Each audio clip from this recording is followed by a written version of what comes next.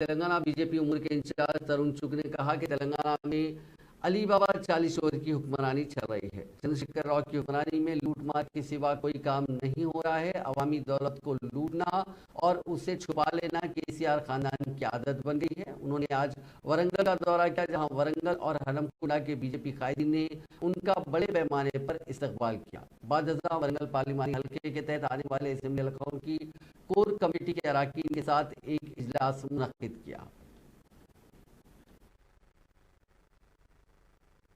एक गरीब पर लगता है वो कानून बड़े से बड़े व्यक्ति पे लगना चाहिए। यही सोच डॉक्टर भीमराव अंबेडकर जी की थी, यही सोच जिन्होंने भारत का संविधान बनाया उनकी सोच थी।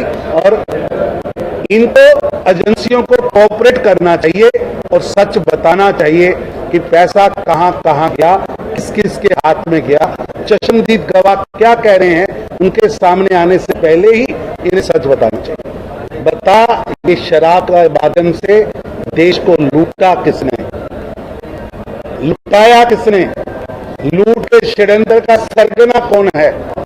पूरा तेलंगाना लूटने के बाद दिल नहीं भरा, तो अब दिल्ली पहुंच के तेलंगाना के हर नागरिक की जेब काटने के बाद अब दिल्ली की जेब काटी जा रही है।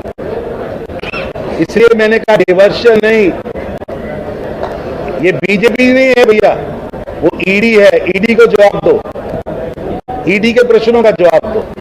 ऐसा है कि इतिहास हर चीज की गवाही देता है। आज भी केसीआर सरकार के अंदर वो लोग बैठे हैं जो पिछली बार कांग्रेस की टिकट से जीत कर आए थे, उसके पिछली बार भी। और केसीआर की भी टीम है। रेवंत जी, कौन केसीआर की बी टीम है?